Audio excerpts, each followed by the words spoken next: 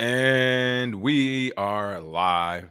Good morning, crypto warriors, and welcome back to the Gentlemen of Crypto, episode 1143. Today is Friday, September 8th, 2023, and I'm King here to bridge the gap between the community and crypto every day, Monday through Friday. Today's top stories: Bitcoin liquidates $23 million in shorts as Bitcoin price tags new September high. LBRY decides to fight. Blockchain firm files notice of appeal against SEC. Former FTX exec will give up real estate, car, and $11 million following guilty pleas being reported. And stake hack of $41 million was performed by North Korean group, says the FBI. But first and foremost, of course, let's go ahead and check out these prices on the day. That's right. Let me go ahead and bring up these prices in chat. I'm always bringing it up at the same time. That's that little slight delay right there. Here we go. What's going on, chat? See everybody jumping in the stream. There we go. There we go. And for the prices, boom. All right, Bitcoin is coming in at $25,901, up 1.01%. Some of you saw that quick little spike last night. Ethereum's at $1,631, up 0.42%. Number 4, BNB at $214.79, up 0.42%. Ripple at number 5 at 50 cents, up 0.57%. Cardano at number 7 at 25 cents, up 0.38%. And number 10, Tron at 7 cents, still down 0.24%. Those are your top 10. Trending is Teller. Never heard of that one, but up 22.55%, 22.55. Pepe is back, or Pepe Community. Pepe is back, up 62.34%, and Bitcoin's up 1.1% again. And the Fear and Greed Index has increased up to 37. So this is what they mean by buy the rumor, sell the news. The prices has already spiked, and then of course, everybody got a little excited. So it's good to see that at least Bitcoin dominance is at 48.4%, actually a 0.2% increase. And Ethereum's at 18.8% dominance, down 0.1, 0.2-ish% as well. So those are the prices on the day. Still a lot of sideways movement. And I expect this sideways movement to continue for a while now. Really quick, want to give some shout outs to the chat. Let me see if I can actually bring this up. What's going on, Layla, Bitcoin Madam, Humney, Fantezy, Cario, Patrick Walter, Crypto Night Train, Magnolia, Live Hunt Game, Wisdom Bars, DM Car. Good morning. I see everybody jumping in. Lord Smith, Reno Gamble. What's going on? Good morning. Good morning. Good morning. Welcome back to the show. Let's jump into it. The top story actually has to kind of go along with the prices, so I want to roll right into this. Bitcoin liquidates $23 million in shorts as Bitcoin price tags new September high. Bitcoin speculators get burned as Bitcoin price action delivers an overnight spike only to reverse direction and give back all its gains. But still, depending on when you got in or got out, some people, this is a good little trading moment. It has been, even though sideways, these are some great volatile moments and times when the price is moving sideways. So there are trading opportunities for those who want to jump in and out. But also, depending on where you're doing it at, it might not be worth it because in the United States, they're considering each one of those something, right? But again, Bitcoin extended volatility into the September 8th. Wall Street opened as a classic short squeeze sparked by new September highs. It looks like data from Cointelegraph Markets Pro and TradingViews show Bitcoin price movements liquidating shorts and longs alike, which was expected. I'm sure yesterday, because I think we started the day at like 23,500 and some at the price of Bitcoin. So especially going into the weekend, I would have expected it to dip. So of course, that's where you see a lot of those shorts, and I would expect those to be liquidated once it actually pumped. And then as it started to pump, I'm sure people put in longs or like, okay, we can reclaim 26.5 or go to 27 or whatever. And then the exact same thing happened to them. They were liquidated. Honestly, you might need to look at the exchanges. How were they both liquidated so quickly in a short amount of time? Where was there foul play happening on exchanges? If you know, possibly, but we'll see. But again, it looked like Bitcoin climbed up to about 26,400 at the daily close. And then it came back under the $26,000 mark, of course, at the time of this writing. So a lot of people we're excited to see this. As you can see here, I want to see prices hold above 26.2 to overnight. We'll look for 27,000 and above from there. So Bitcoin is breaking out, hashtag. Longs are in profit. We'll cut them tomorrow. We're back inside the small range, else riding them into resistance above. Like, these people got smacked just that quick. thinking like we're going to 27, 27.2, whatever, or just waiting until the morning, boom, that quick it can happen. So again, well, let's take out the lows again today. So again, good point from this, shout out to this person, at least they're being honest. Like, this is when you put in your shorts. And this is what I mean for the shorts to get slapped like that, and then for the longs to get slapped simultaneously within like hours, essentially. I mean, uh, I would want to look at some of the bigger exchanges and see their trading patterns and the volume during those time frames to determine. Now, this could have been Asia, because this is kind of falling in this Asian trading cycle. But again, if you know, if you've actually traded, especially for it to go down like that. I'm not sure what news really popped up overnight. As I searched the news stories today, I didn't really see anything. So unless I'm missing something, it could have been exchanges or something, that foul play right here or whatever. But yeah, this was it was pretty interesting though. Again, it was pretty interesting to see it pump and then to see it dump that quick as well. But bottom line, we're still going sideways. These are just the little things that everybody's doing to stay interested and active in the market. So it's still pretty cool to see. All right, shout out to LBRY credits. Hand clap. Give him a real one. Listen, I saw this LBRY credits article, folks. It made my teeth white. I was so excited. I was happy. Like, I literally just started smiling. I was like, this is what I'm talking about. Like, this is what excites me. LBRY decides to fight. Blockchain firm files notice of appeal against SEC. They said, we're not going to take it. All right. Blockchain-based file sharing and payment network LBRY is planning to pick up the fight against the United States federal regulator again after losing the battle in November last year. I think this has a lot to do with the appeal from the ETF that essentially was won, as far as at least reviewing the ETF. And a couple other appeals, of course, the one with Ripple as well was a big one.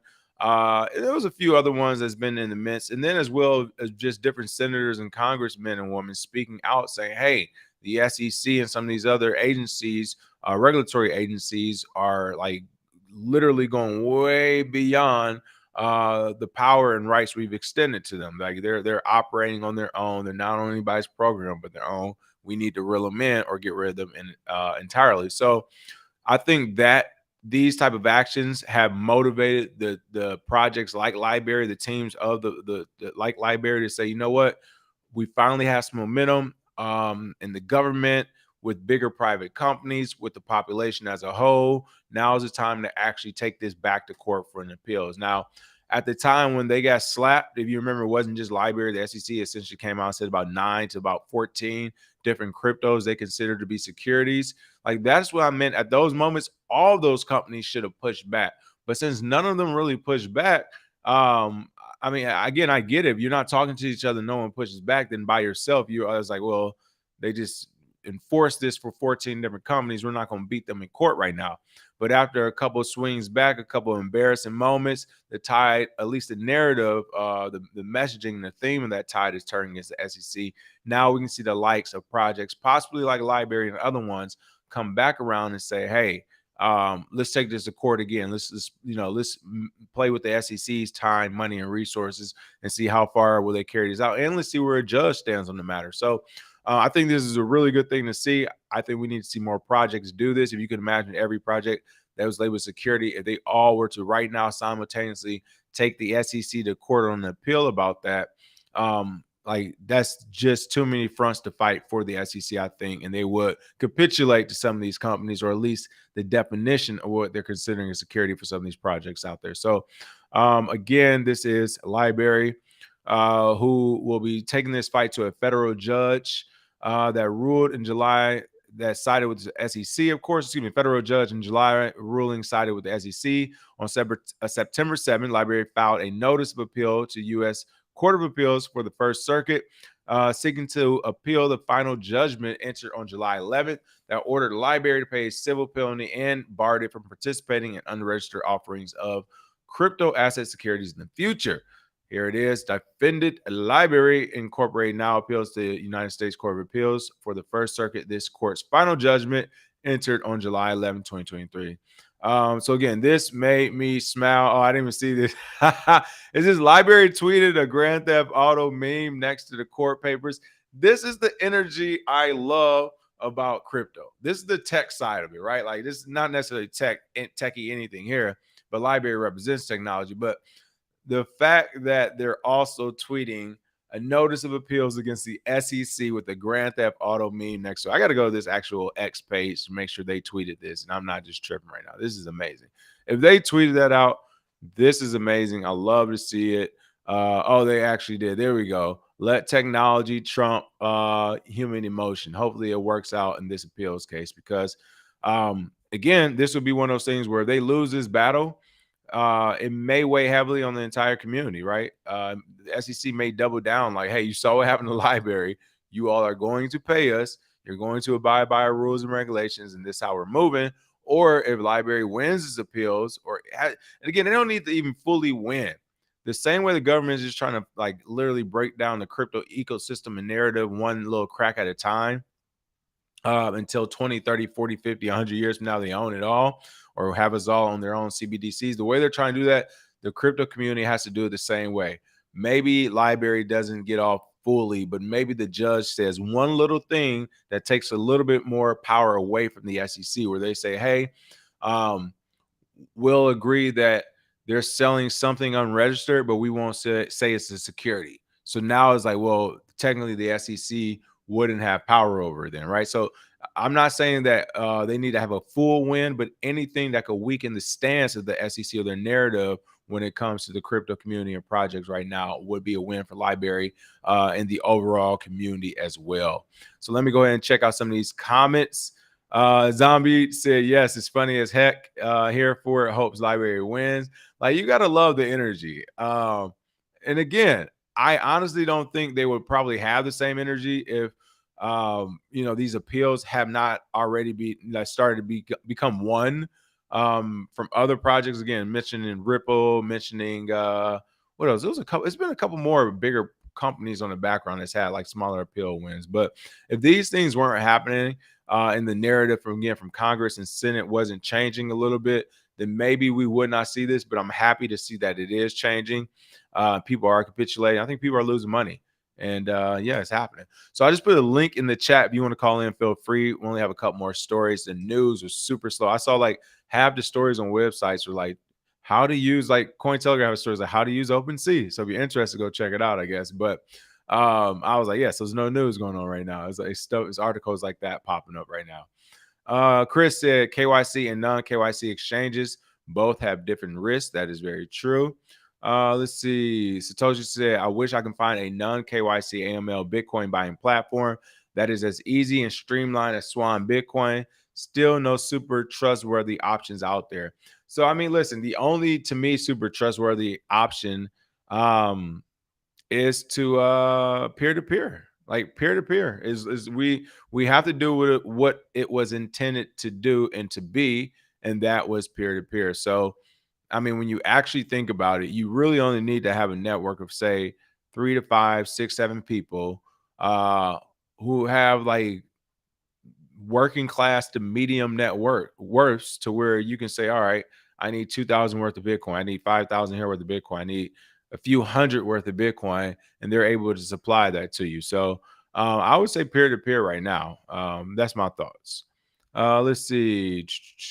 And Cario said, I'm in a Ben Dope hoodie like it's fall in Los Angeles already. Listen, do not let this ray of sunlight behind me fool you. Where I am at, again, it's been super weird. We've only had like 2.5 weeks of summer this entire year. Just 2 or 3 days ago, it was foggy and like rainy up here. So the weather has been terrible here. Okay, trust me, where I'm at, it has been. I'm spoiled too. I don't like it below 60 anymore. All right, it is what it is. All right. Crypto and Focus said, what do I think about Visa working with Solana and Make or Die building on Sol? So I actually was on to cover that story yesterday, but I was, I only had a few minutes, and that one wasn't like, I didn't really want to go in on that one specific because I haven't done my due diligence, especially on the tech side of Solana to see if they've been doing better. And, they had all the outages. So I would say it's good. Again, for the community and for the partnership, it's definitely good because that can only strengthen the narrative and the capital that can come to the crypto community in some of these projects. My only thing is like, are they choosing the right network? I mean, I don't know. I don't know. I thought it was interesting. At the end of the day, I mean, from an investment point of view or a trading point of view, that definitely makes Solana value goes up, because that wasn't a partnership a week ago or 2 weeks ago or whatever, right?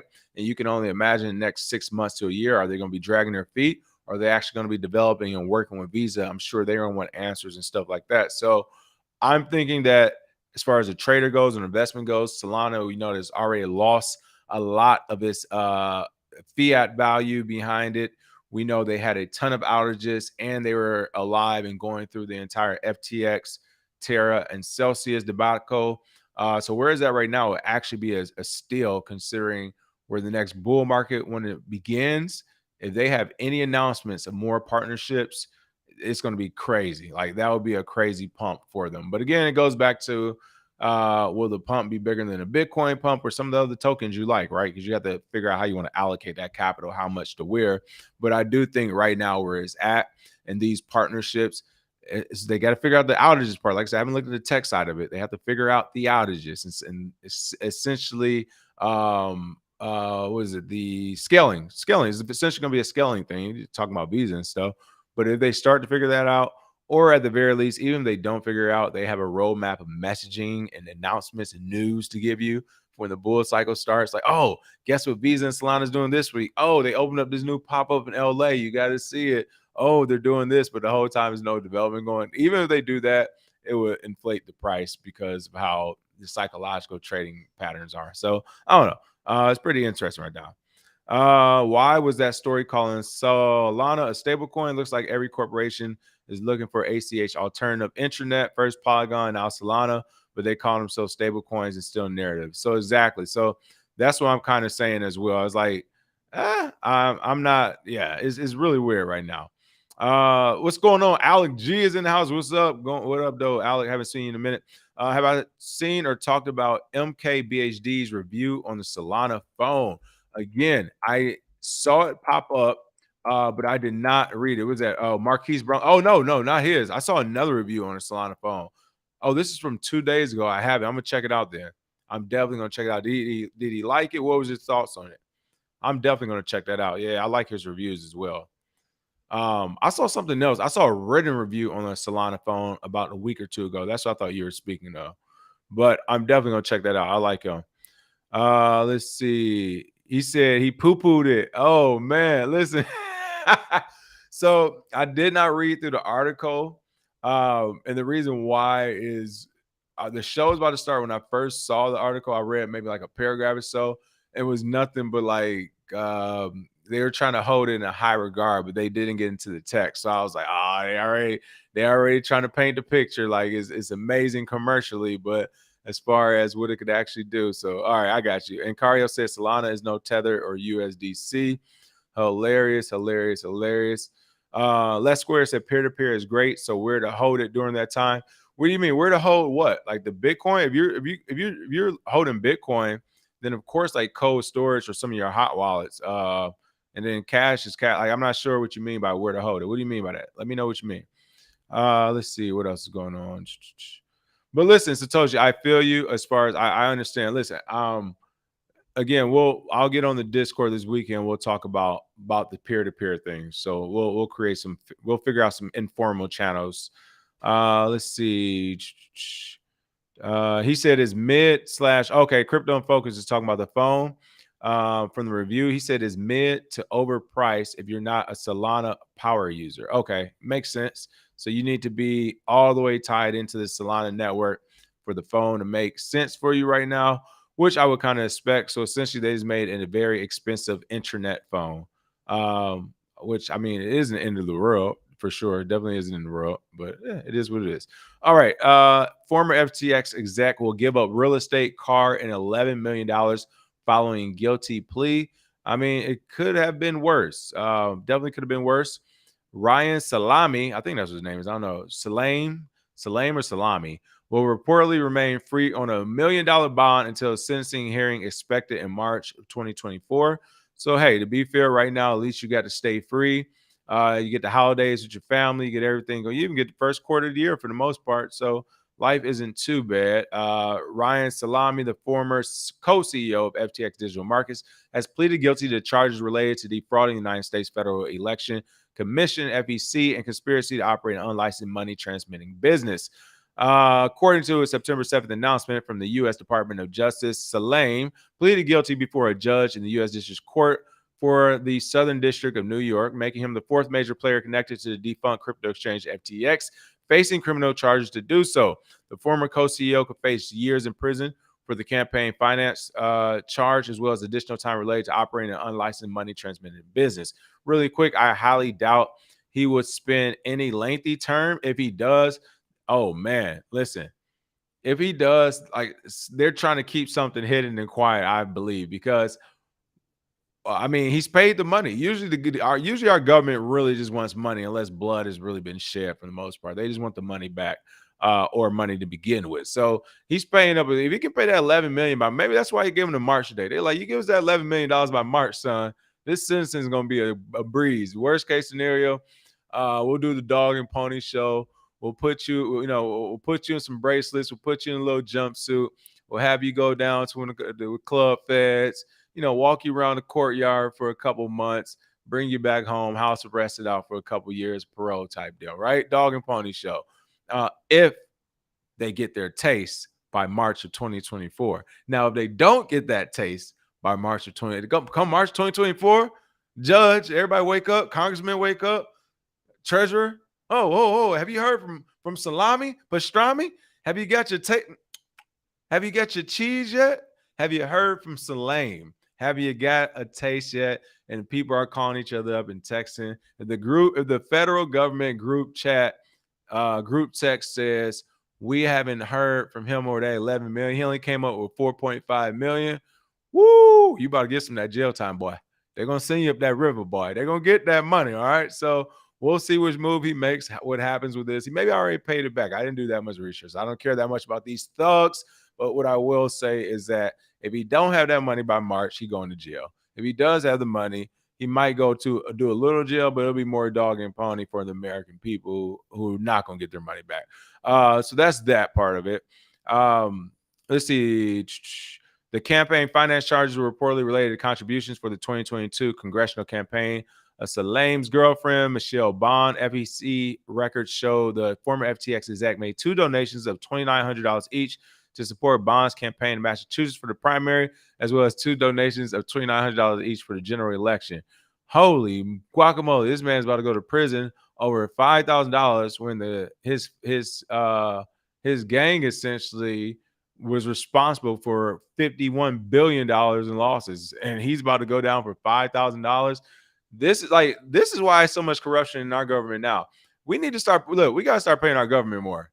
I shouldn't be reading an article about a crypto millionaire and crypto billionaires talking about $5,000 of campaign donations. Even if he made those donations, like, did he actually write a check or cash app it, or did he literally just stuff his hand in his pocket and give her 5 G's? Like, were they at Vegas and he was drinking at the craps table and she mentioned something about running for a position and he was like, hey, here go my investment to the church. Like, what happened? I don't know, but $5,000 for a story that has FTX in it makes zero sense to me. Come on, United States, we gotta do better.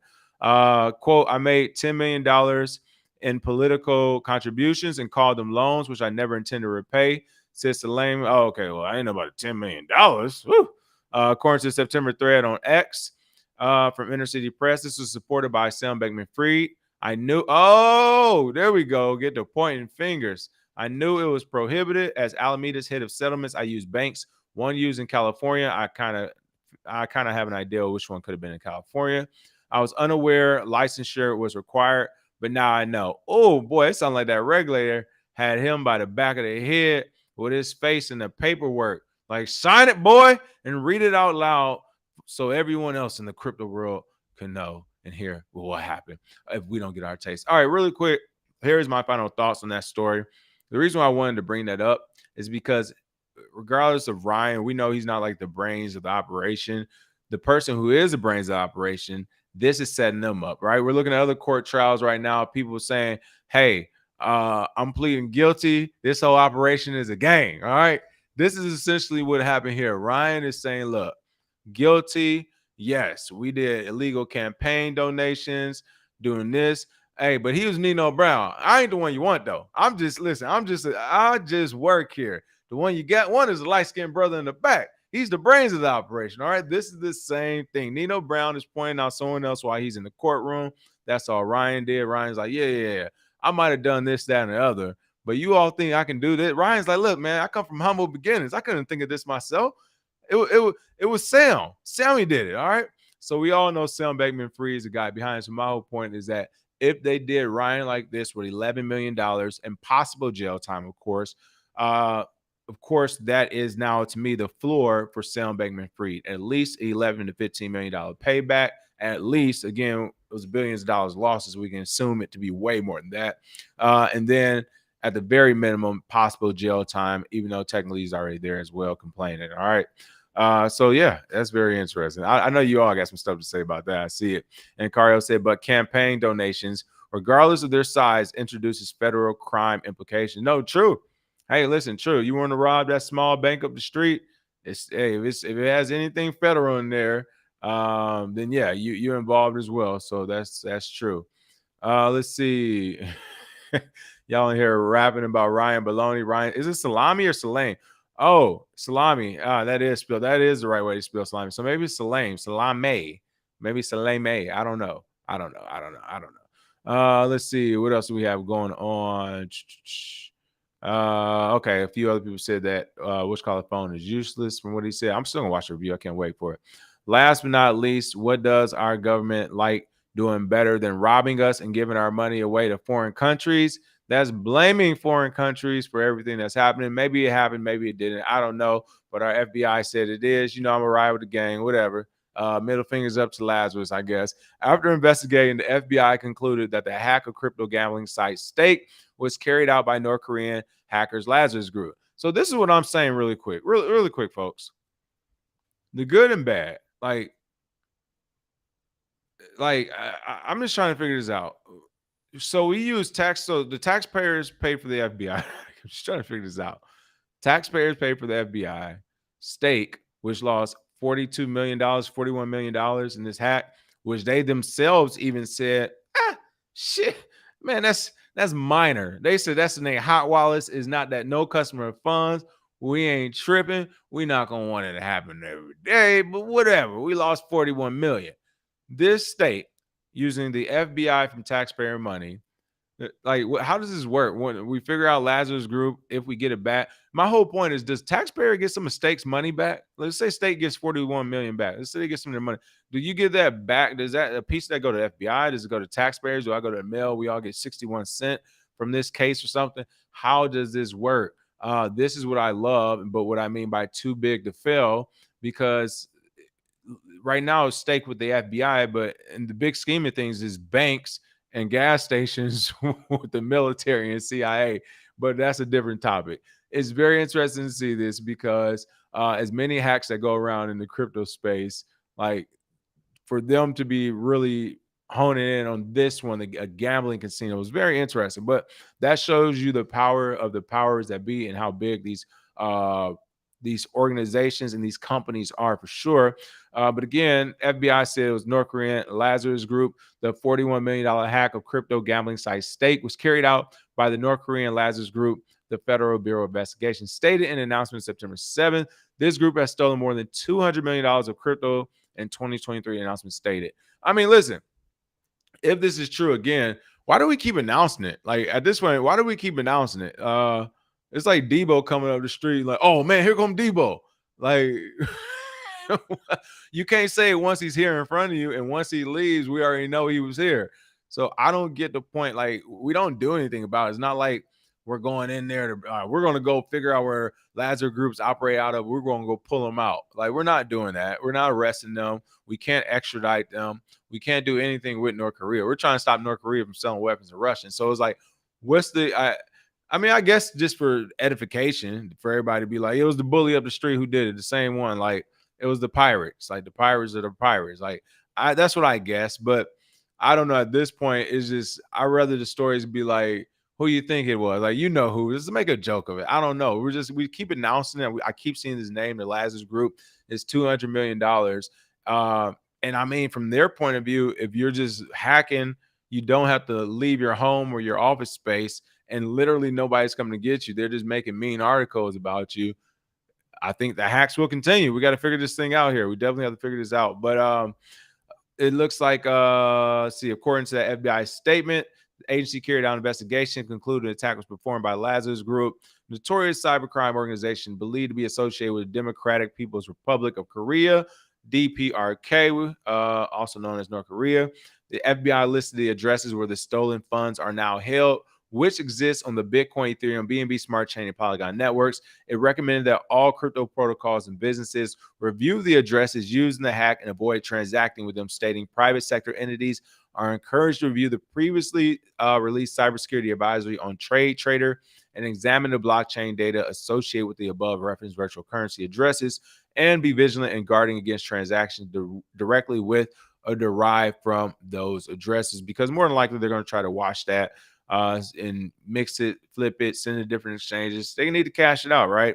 But yeah, they're saying right now, Lazarus is being blamed by AlphaPo, CoinsPay, Atomic Wallets, and these hacks have added up to over $200 million in 2023 alone, not to mention some of the ones they've had the last few years as well. So crazy enough, but again, if you're doing a project, cybersecurity has to come first because of things like this can happen. And I mean, we have to figure out what to do with Lazarus Group. They are running wild. They're running wild. So we got to figure this out for sure, for sure. Let's see. PFC Wells said, if it's used in a court, look for sources outside the U.S. official sources. The intel stuff doesn't always line up. People need to learn how to cross-reference info. I agree with that. Let's see. That's how the hacker group in North Korea got so much back wealth or dark market wealth, says Zombie. S1 Dub said, most court cases, whether civil or criminal, have a penal sum connected to it. Ask the judge, what is the penal sum of this charge, Your Honor? And watch his or her jaw drop. Okay, so S1 Dub said it is about the money, right? Listen, I always think I need to go to the judge's desk or go to their quarters first. I'm like, hey, man, listen, how much do I need to pay to get out of here? Look, nobody's, it didn't really hurt anybody. We're good to go. Let's see. What else do we have? Alpha Robbins, what's going on? So you've been flipping Pokemon. That's what I'm talking about. I love it. I love it. All right. Other than that, we don't look like we have any call-ins right now. That is the show for the day.